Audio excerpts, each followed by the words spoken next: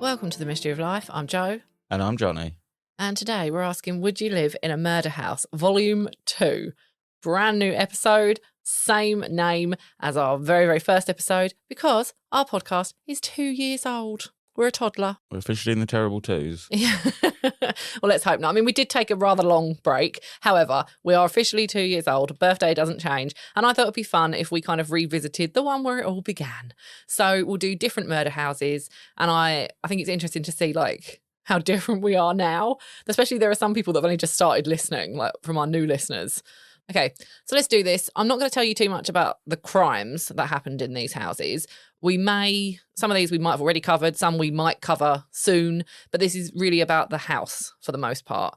And there'll be images of all the houses on our Instagram and our blog post this week. And we're going to start with the JonBenet Ramsey house because we've just done the JonBenet episode. It was very, very popular and it's a really nice house.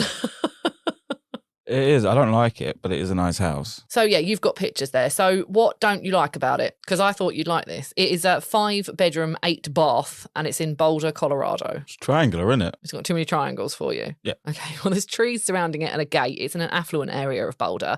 It has changed hands a couple of times. And as you can imagine, it hasn't really always been that easy to sell. The outside looks exactly the same, but the inside is like a different house. It's very nice. The current owners did live in it for a few years and then relocated, and they did get offers to buy it, but they've since moved back in and they've declared that they're happy. Now, a few people have asked them if there's any evidence of ghosts, and there's not, but that would really put me off. For me, that's like the biggest thing out of all of this is the haunting or potential for haunting. This is an easy one. We don't even know what crime occurred in there. Well, I think we do. I think we can all agree that she was killed in that house. Yeah, but we don't know if it was the parents, if it was X or Y or Z. Well, it doesn't matter. And it wasn't an ongoing thing, so we can. But does that matter to you though?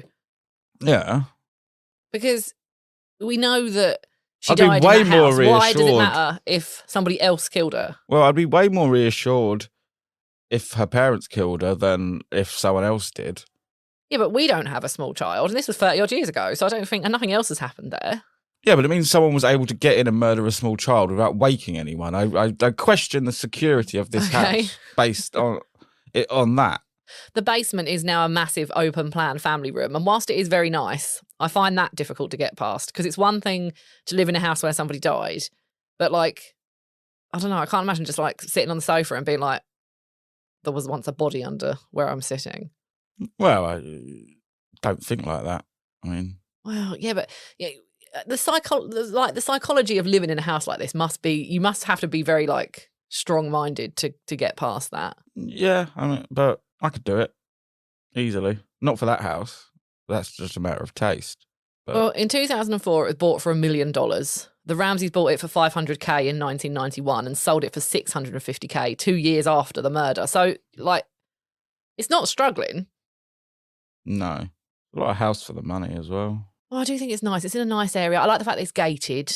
I would live there in the sense that I like the house. So murder aside, I would live there. I would choose a house like that. I think that's nice.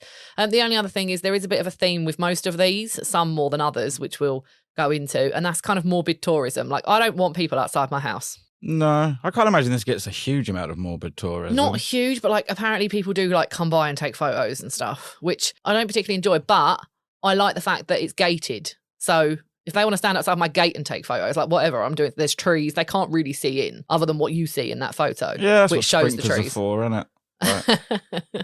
Right.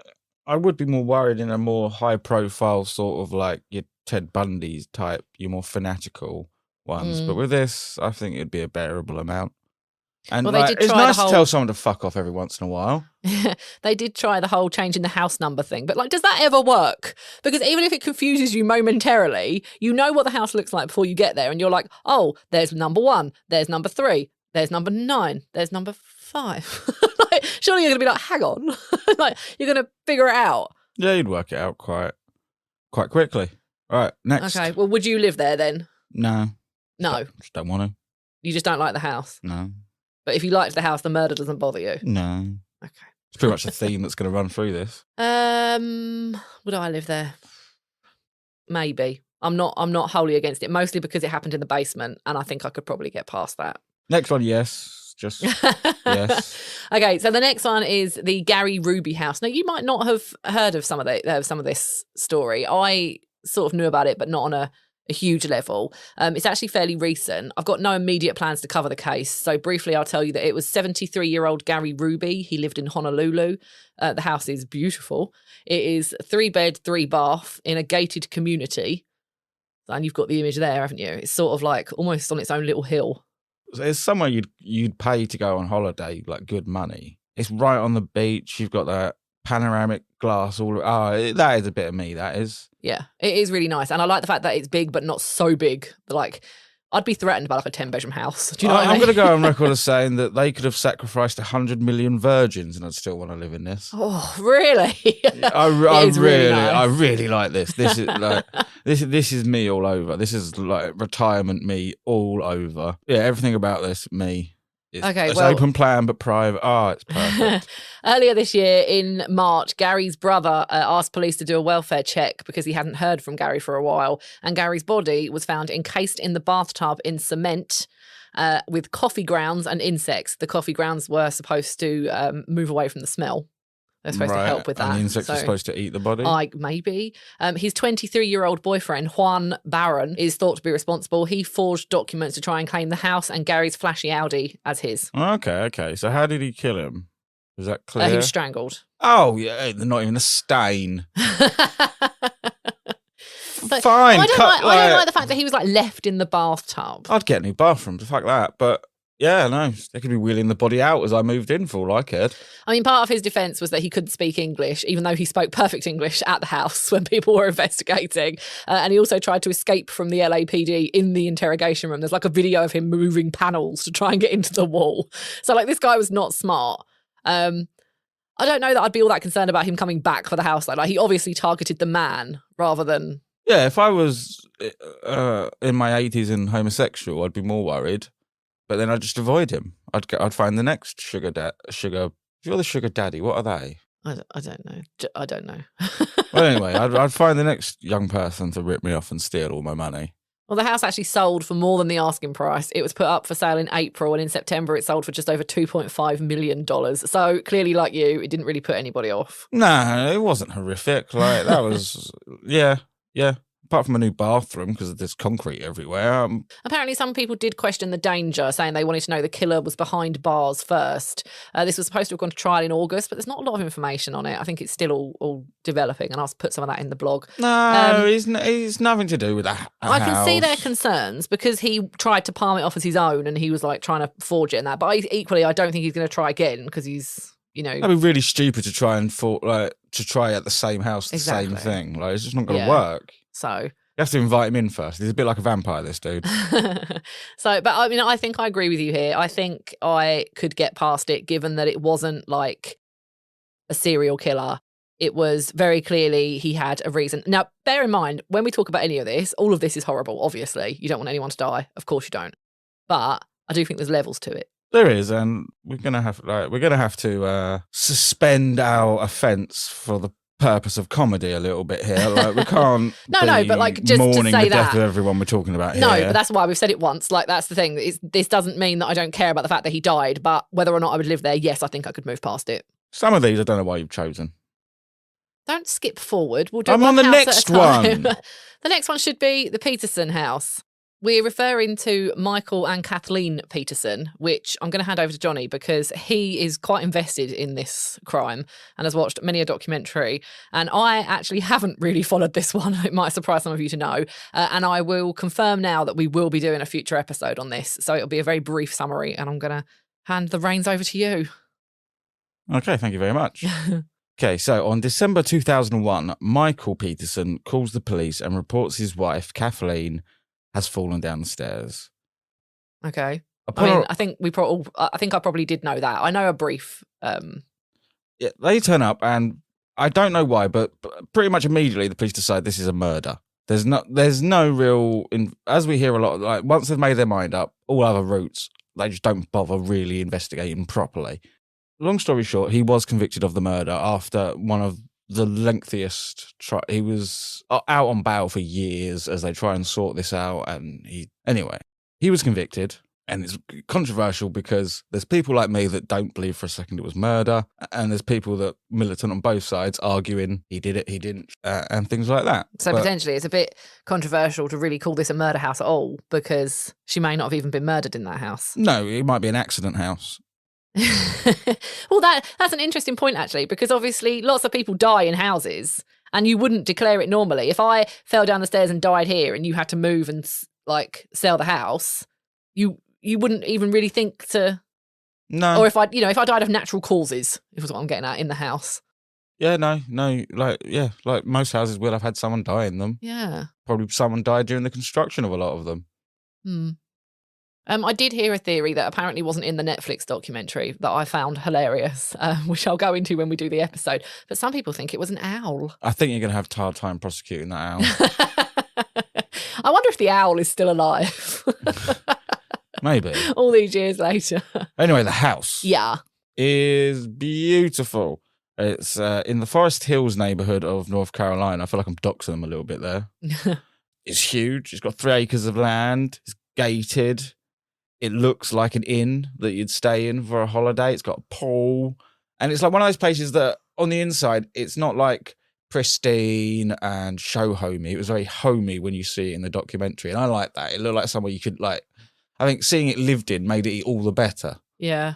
Like seeing the plates that wouldn't fit in the cupboard on top of the shelves and like all the real stuff that you don't get to see in a lot of these. It is mad though, because I think at some point, I don't know what the new owners are doing with it, but I think at some point they found like 18 bedrooms, which is like, who needs that many bedrooms? Like, that is an inn. It is. And she must have had help. The idea of keeping a house that big clean just frightens me. Oh, yeah, they had a lot of money, obviously. He tried to sell the house. He listed it at 1.1 million and it sold for 640,000. So someone got one hell of a bargain out of that. Yeah. I think that's it, isn't it? If you can, if that's the only way you can buy the house of your dreams, does that help you to get past what may or may not have happened in that house? And when it's something like this, where you could argue it might not have happened in this house. Yeah. See, now where this is so controversial, I think this is where the fans come into play. This is where I'd start to get worried that, especially since the Netflix documentary and its popularity, I'd be worried I'm going to get every investigator under the sun trying to get access to my land and people and the tourism and people trying to take photos. And I think that would be a problem. But then it is massively gated. It is, and I do like that. I like the fact that it's gated. It's not just the Netflix show. They actually did a dramatized version, still based on, what happened, but fictionalized slightly, dramatized on Now TV or some sort of Sky channel. And that was more recently. So that sort of reignited people's interest in it. Apparently, it was also used in the 1990 film, The Handmaid's Tale, not the TV show, the film. They actually filmed it there. Oh, that's cool. So it does have a lot of history and stuff. Would I live there? Well, I'm a bit intimidated by big houses, but as long as I had help, I think I could live in this one, because we don't truly know whether it was murder. And even if it was, I feel like I could just not go into the bottom room, where she fell. It was literally just the staircase from downstairs to upstairs. It was just a staircase. It was it was the staircase where you don't stand and hover a lot, do you? So, no. And I did have a brief look. There is no reports of haunting. Again, this is the biggest thing for me. So far we haven't really done anything that I think would really warrant a haunting. It's not. We're not on the spooky side of things here. Who's to say? Because sometimes, if Kathleen had unfinished business for whatever reason, that might cause her to stay there. He comes back and goes, "Where's the owl?" Yeah, totally. I'd live there. I think if it wasn't gated, I probably wouldn't, but as it's gated, I probably would keep the wackos out. I think I'd definitely plant more trees so that they couldn't see in the gate. One thing I would always do with any of these is actually buy them as an investment and lean into the tourism. Okay. What, let people in? Interesting. Airbnb that shit. Stay in a murder house. I mean, you could literally open this one as an inn. Yeah. You know what I mean? There's other, but in terms, I think the true meaning of this is, would I buy it and would I live in it? Yeah. With this one I would. Yeah. I think especially if I could get it for that kind of bargain price. Yeah. I don't think I'd live in it without help. That's a big thing to me. But yes, the murder or the death doesn't I don't think bothers me. I think I would live here. I can't remember how many of these I said yes to in our first episode. I feel like I would have said no to a lot more. So you'd definitely live there then? Yep. Okay. Well, back to me, because I now want to talk about Dorothea Puente. And I wanted to bring this one up because it was on a program called Murder House Flip. Apparently it's also on the Netflix show Worst Roommate Ever, but I haven't actually watched that yet. Dorothea is a little old lady. I kid you not. She is old and cute. I know this lady. And a serial killer. Yeah. She actually had a bit of a history of fraud, but she turned her image around when she opened up a boarding house and helped people claim social security, and she worked with those in AA. However, she wasn't really helping them. No. She was murdering them and claiming their social security. Absolutely. And in 1988, she was arrested for killing her tenants. She would kill them, claim their social security, as you said, and in the end, they found 7 bodies in the garden. She was charged with 9 murders, and let's talk about the house. So, Meh. It's in Sacramento, California. It is cute. Yeah, I don't know where you got this photo from because it looks like the beginning scene of a Netflix series about a murder house. It probably was. Though. As this one's been featured quite a lot. It's 5 bed, 1 bath, so it's a decent little size. It's in Sacramento, California, and I mean, we love California. So, on the face of it, you're with the estate agent, you're walking up the drive, you're thinking, this is okay, yeah, sure. It actually sat empty for 20-odd years before it was sold in 2011 to couple Barbara Holmes and Tom Williams. They said they thought a fresh coat of paint would make people forget. Now, most people who buy murder homes keep a fairly low profile or just say they're happy and try and get people to leave them alone. Not Barb and Tom. It's interesting that you say you'd buy a house and lean into it because that's fully what they did. They actually looked at the house next door, didn't like it, saw this one was for sale and was like, oh, much better. Even though the houses are basically exactly the same, but this one had several murders. I mean, I couldn't find how much the house next door was actually up for sale for, and I couldn't find very much about the values of it at all, but there's a house up the road that's a 4-bed, 2-bath that's currently up for sale at 690 grand, and it was worth 490 grand in 2012. So it's possible they got a right bargain if, the house next door was more expensive. However, the bedroom they chose is just them 2, right? 5 bedrooms. The bedroom they chose is the room where Dorothea kept the decomposing bodies. I mean, that's interesting. I don't know that if I was going to live there, I've got 4 other bedrooms to choose from. Well, yeah, but something horrible happened all over that house. You can't avoid it. And if that's the room that had the best light or the best position for the bed. She would leave them in that room decomposing until she had time or energy to go and bury them in the garden. Yeah, so? I just feel like that room is the worst one. Give it a clean. So all the viscera's gone. Well, no, I don't like that. They even said that it felt heavy and uneasy. Yeah, I think I would too. I think that so much murder happened in here, and it's not nice enough to really make me forget how much murder happened in there. I think it would always be on my mind. I'd just be like, yeah, I can remember there was a murder here. Bring me down a little bit. Also, although there is a gate, it's a very little gate, and they say that people come by on a daily basis to look at the house. A daily basis. And in the Murder House show that they were on, which was very bizarre, watch it if you can, they actually focus on the yard because they said that was where it felt the most, because of all the bodies and stuff. So they put a swing set out there. Just that makes it better. Let's swing over the graves. I watched another program as well about a different murder house it was very uninteresting.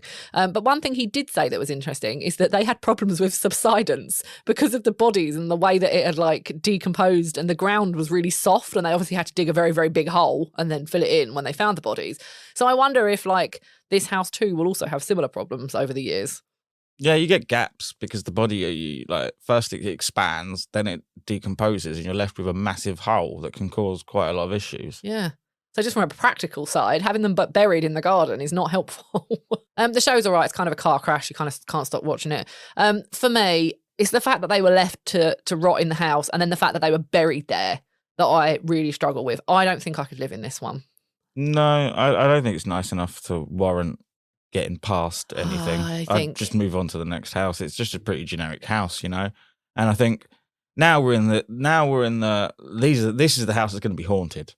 This is the one that's going to play on your mind And that, like I said, like I don't think you'd ever be able to forget just the sheer amount. You'd be like, well, someone was murdered there, someone was murdered there, someone was murdered there, and it was actually a serial killer. Yeah.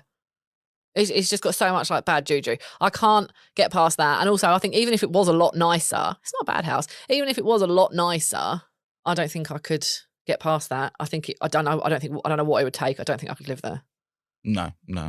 Okay, cool. Okay, so the next one is the Granny Ripper St. Petersburg house in St. Petersburg, as you might have imagined. This was actually sent to us from one of our listeners, Ashton Brown, who asked if we would live there. We actually get asked questions like this fairly often. Usually they're haunted houses, though. And let me tell you now, the answer for me is always going to be no. Okay? So I can just answer all of those now. Not going to live in a haunted house. To be honest, I say like haunting like it's a bad thing. I'd fucking love to live in a haunted house. What? Stuff would be like flying about all the time. Even if I could bear the ghost, even if I wasn't literally shitting myself because I'd be so afraid, like you'd have like cupboard doors flying open. You'd like put a plate down and the ghost would like knock it off like an annoying cat. Exactly, it's like having a cat. Oh, let's just get a cat. And also it'll give me an opportunity to debunk ghosts because there won't be any ghosts in my ghost house because they don't exist. Okay, well we'll come back to would I live in a haunted house, maybe. But what you so delicately titled as the Granny Ripper house. It wasn't me, by the way. I haven't decided that's her name. That's what like the media decided she was called. Okay. It was another little old lady, Tamara Samsonova. She killed about 13 people, confessed to a couple and gave very, very detailed info to the police, showing them how and where she dismembered them. And she would take the body parts like up and down the road and like throw them. Really? Yeah. Not like they'd be like in a bag or like in a bin or whatever. Oh, to dispose of them? Yeah, to dispose of them. Oh, I had them like an image in my head of her going down the road like some sort of like Pied Piper, like flinging body parts. No. She was a bit mad, obviously, but like not that kind of mad. She was doing it to dispose of. There's a video of her walking down the stairs with a head in a pot. Like, it's a very bizarre story. I mean, I'll go into that a little bit more in the blog, but she was declared a danger to herself and others and committed for compulsory treatment in 2015. Now, this house was actually an apartment block which belonged to a friend. They fell out and Tamara poisoned her. So we're already off to a bad start. However, it's not very big and it's not very nice. Yeah, I was going to say, as entertaining as I'm finding learning about the Granny Ripper, to be honest, anyone could have lived there and I still wouldn't. Not to mention, and I'm sorry to say that we probably wouldn't live in St. Petersburg. Maybe not right now, no. No, don't really want to move to a communist country. Okay, but that aside, I mean, let's say this house was somewhere we wanted to live, like the UK or America. I still wouldn't live in it. Well, you already live in a flat, and my life goal is to get out of said flat. So, yeah. But let's, putting a pin in that. If I could buy it for cheap, flip it. But this is the danger. Could you flip it? Because we know that sometimes it's very, very difficult to move these houses. It would need a lot of work. But even if you made it look very, very nice, very, very penthouse apartment style, which it's not. But even if you made it look like that, I still don't think I would live there because I don't like the fact that she was like cutting up bodies in it. It's just different. It's different than someone just being shot to me. Like, I don't like it. It's grisly. Yeah, I think it becomes a lot more grisly when serial killers are a special kind of evil. Like a man that kills his wife, he gets angry, is a different kind of evil. Yeah, he may never kill again. You know, like it may in these like spur of the moment things, it could be a one-off spat that went too far. But these serial people, they'll never stop unless stopped. No, it's just grim as well. It's not even like she shot them, put them in the back of her car, disposed of them. What I presumed been true, and she did parade down the streets flinging limbs everywhere. Not quite, no. I may be more interested. Really? Why? It's just a funny story, but no. No, yeah, I'm saying no on that one as well. Okay, well, you mentioned serial killers a moment ago and how they were different. So now I want to talk about an actual serial killer, Dennis Nilsen. He actually had 2 houses. So this is like a bit of a 2-for-1. He had one in Cricklewood and one in Muswell Hill, both areas of London. If you don't, I'm sure most people do know, but he was believed to have had 12 to 15 victims combined that happened across both houses. He didn't own them both at the same time. He lived in one and moved to another. During the 80s and 90s? Yeah. Why do all serial killers wear the same glasses? I wonder if that was all that was available. Now, in his first house, he was on the ground floor. These were actually flats within a house, if that makes sense. You've so ruined it's like it. converted. They're converted in houses. But he was on the ground floor in the first house, and he put his victims under the floorboards and eventually burned them in the garden that he had access to. But in the second house, he didn't have this option. It was an attic flat. So he dissected them and flushed them down the loo, which eventually clogged the pipes and then eventually led to his arrest in 1983 when he and other tenants complained about the fact that the waterworks weren't working as well. Right, so let me get this right. He blocked the toilet. Yeah. Well, the pipe work, not so much. With the pipe work with bones. And flesh, I and imagine. Flesh, yeah. yes, but the flesh probably washed away. It's mainly the bones that I think were causing this issue. Yeah. And then, when the water didn't work, he was part of the complaint. Yes. Yeah. I don't know how he didn't see that coming. Maybe he just thought it was his time. I don't know. I was expecting this to be... Because I don't actually know who this geezer is, I got to be honest. Okay. He killed men, mainly homeless men. Oh, it sort of rings a bell now, but... Yeah, I'll write about it on the blog because it is a very solved case. I'm not sure there's much mystery there. I don't know that we'll ever necessarily cover this one, but I will do a more detailed blog post on this one because it is certainly an interesting crime, although horrific. Judging where he lived, and I was expecting him to be one of the suave... No. Kind of like, with it serial killers. He's a fucking idiot.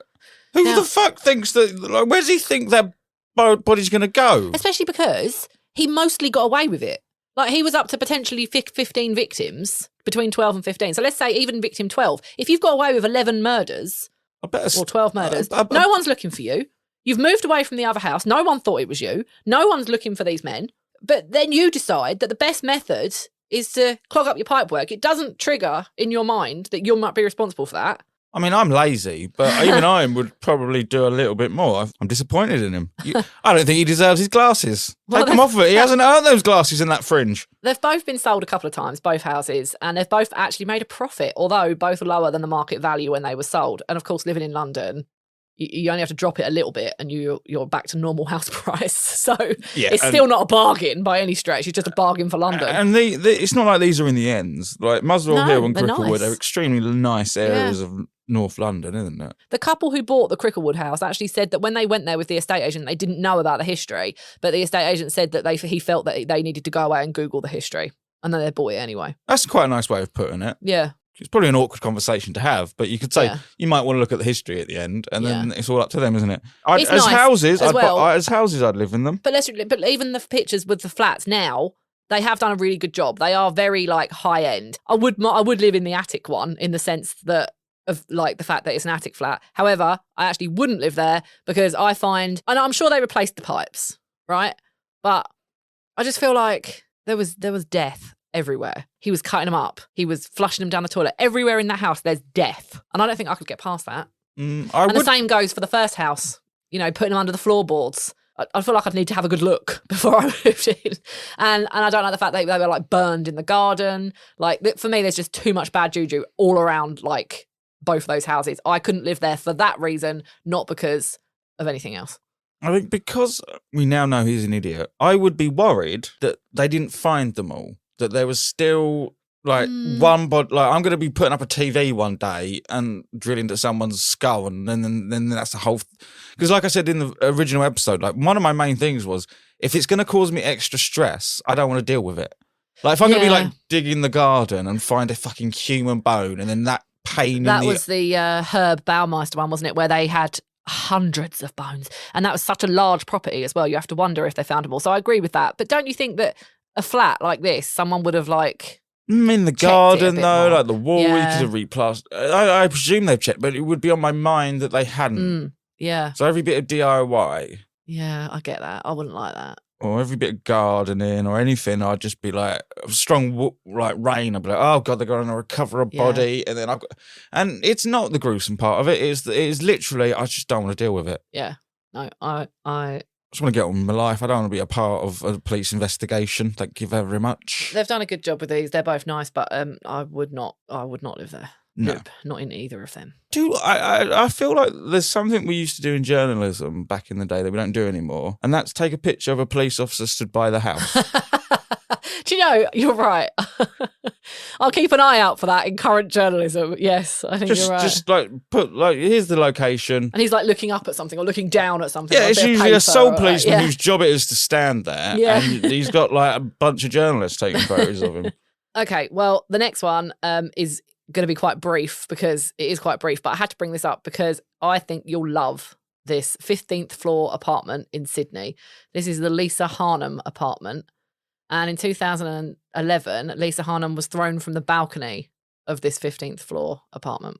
And I'm going to keep this one brief just because this is constantly listed in Australian articles as a murder house, as an Australian murder house. But I would argue that the murder didn't happen in the house. Yeah, well, yeah, technically, yeah, they threw the murder out the window. So the body, sorry to be graphic here, was not in the house when she died. Yeah, no, right. I could see why you'd think I'd like this. It's nice, isn't it? It is so I really know nice. We've just been saying that we're like apartment scarred and can't live in a flat. This is 15th floor, so I feel like I'd be all right. And it was 2.2 million Australian dollars. I imagine that the insulation and whatnot's a little bit better. When At $2.2 million dollars, yes, I imagine they've done some work. But like the view's cool and like I like all that. Like I'd stay there, but I wouldn't want to live there at all. Oh, really? Why? Right, you've been out all day. You've come home with your shopping. You're on the 15th fucking floor. I imagine there's a lift. Yeah, exactly. Even that, like, have you used a lift on a like lifts are slow in a $2.2 million building? Yeah, I feel like they've got like. I just feel if I'm spending 2.2 million pound, I want a driveway. I want to be out driving straight to my front door and walking in, and everything around it to be mine. But I suppose the other thing is that, like, Sydney is a city, isn't it? You know, it's like living in London. If you're in very, very central, and I don't know that this was like properly central, but if you live in central London, it's unlikely you're going to have a big sprawling house with a driveway. You're going to have if you live and work and you want to be central, you're more likely to have some sort of like fancy penthouse apartment. Yeah, but we don't. We talk chat shit on the internet. So. No, but I'm just saying from this, like, you know, if you're going for that kind of thing. I agree. I would hire it for a holiday for the view. I would rent it if I was working in the place, but buy it and actually live in it as my home, no. But it doesn't bother you that someone died there, because I don't think they really did. To say as well, it was actually her fiancé, Simon Gishny, who was found guilty of her murder in 2013. He found out that she was leaving him, so he threw her over the balcony. Well, he just helped to find the exit. He's just grim, isn't he? What is wrong with people? Just let her leave. Yeah, anyway, I'll write a little bit more about that in the blog. I would live there. Even if he had killed her in the house, I actually find it easier to deal with the fact that someone snapped, like you said earlier. To snap at a family member is very different than like the Dennis Nielsen house. Yeah, I'm not going to move in there and then break up with him. So I'm not in danger of being thrown out the window. No. There's no return crime here. And like I said, he's not like a Ted Bundy character. He hasn't got fans that are... You might get the odd person that want to come and... That's a good point, actually. Very difficult to come and just look at a 15-story flat. You have to imagine as well, given the price these are going for, it's got some sort of door security on some level. Yeah, no, totally. Okay, the last one is the Sadie Hartley house. In January 2016, Sadie opened her front door and was hit with a 500,000-volt stun gun. She was 60 years old. Her 57-year-old partner, Ian, was away. She was then stabbed 41 times. 41 times. Her killers were Sarah Williams and Katrina Walsh. Williams had had an affair previously with her partner, Ian, and struggled to let it go. She planned her death for 18 months. They were terrible murderers. They left paper trail all over the shop, like everything. They bought stuff, writ stuff down. They wrote diary entries about what they were going to do. And they left DNA at the scene. Now, what bothers me about this, there was a lot of blood. It was gruesome. It was horrible. It was unnecessary. Yeah, that's overkill. That's 40 stab wounds. That's going to be litres and litres all over the floor. That's getting in the grout. And judging by it, I don't know why, but I'm getting vibes that it's going to have a tiled kitchen. Probably. I haven't seen the kitchen, but I've seen a lot of the rest of it. It's nice, though, isn't it? It's 5 double bedrooms in a highly regarded woodland setting. Yeah, this is in Rossendale, North England. It appeals to like the agri-yob in me. Like, what's an agri-yob? Like, like an agricultural yob. Like, all right. I like the idea of being in the middle of like the country with a big bit of land where I can blow things up and. No. I'm sure the neighbours will love you. Well, that's the point, isn't it? These places are usually so far away that it would probably be less loud than our neighbours. It did struggle to sell for a little while, but after they knocked 50 grand off the asking price, it sold for 500 grand in 2016. That's a lot. That's a lot of house for the money. Especially up north, because for those of you that don't live in England, for 550 grand where we live, just outside London, you can get like a flat. No, it's a bit of exaggeration. You can get a nice house, but like a 5-bedroom double house in a highly regarded woodland setting, yeah, that's mega. So that'd probably be about $1 million down here, wouldn't it? Yeah, the 50 grand, I mean, I could completely rip out the bit where she was murdered and rebuild it. Yeah. I think you're getting you're getting a good deal. It is actually really nice. Again, it's a crime of passion. They're always good because they're not coming, just don't cheat with this woman. Just stay well clear of that woman. She's not coming back. You're not anything to do with her. I think as well, like you hit the nail on the head there. That's what it is for me. I think I could live in this house because it was a one-off thing. And it wasn't like, even though it was gruesome and it was horrible, it happened in one place. It wasn't like there was several murders throughout the house. I feel like I could probably get past it. Also, it wasn't very well publicised. It's actually still not. I'm going to write a little bit more about this one in the blog as well. So you're not getting people coming by or anything like that. I'm going to say something. I would advise that you don't buy this house. Why? Well, I mean, I'm not planning on buying any of these houses, but but in your situation, because of the setting and the way it is, it's quite a old looking, like cobbled, spooky. It's naturally spooky. Yeah, I see where you're going here. And all the natural noises and stuff, combined with the fact knowing there was a murder there, I think everything's going to be a ghost. But this is where the complexity of who I am comes into play, because although I'm dreadfully afraid of ghosts, I would love a gothic, spooky looking house. So you have a complicated future. But preferably one where someone hasn't been murdered. Yeah, probably, yeah. I think I am a bit of a fraidy cat with stuff like that. But I feel like off the bat, I feel like I would be willing to give this one a try. Whereas some I'm just like, absolutely not. This one I feel like I would give it a try. How about you? If the real estate person or the estate agent told me about the murder before I went in, less likely to buy. But if I'd got in, they'd show me this lovely, because it's really nice, looking from the front, and everything inside was just as lovely and everything was great. And then they were like, "Oh, by the way, this is probably a tip as well that any estate agents listening, if you do have to disclose, do it at the end when they're falling in love with it, not when the first thing all they're going to be thinking about is murder." Yeah, I know what you mean. It's all in the presentation. Yeah. So, would you live in this one? Yeah. Yeah. Okay, that's all the murder houses. Now, if you had to pick one. I feel like we already know the answer to this because you've been very vocal about it. The Honolulu one, yeah? Yeah, it being in Honolulu really does help. I think, it is location with your murder houses. Well, let's say that they were all the same value and had the same amount of bedrooms. Then based on their crime and crime alone, which one is the worst? Like, what would stop you moving into that house because of the crime, if any? Because of the crime itself, probably either Dennis Nilsson's or Dorothy Puente. I think for me it's the same, yeah. I think Dorothea comes in a close second for me. It's very, very close because I don't like the fact that they were buried on the property. That for me is very much like, I struggle with that. That's your final resting place. But the Dennis Nilsson ones were just grim. The fact that they were flowing through the pipework there, I can't get past that. So yeah, I'm the same. Look at us in complete agreement.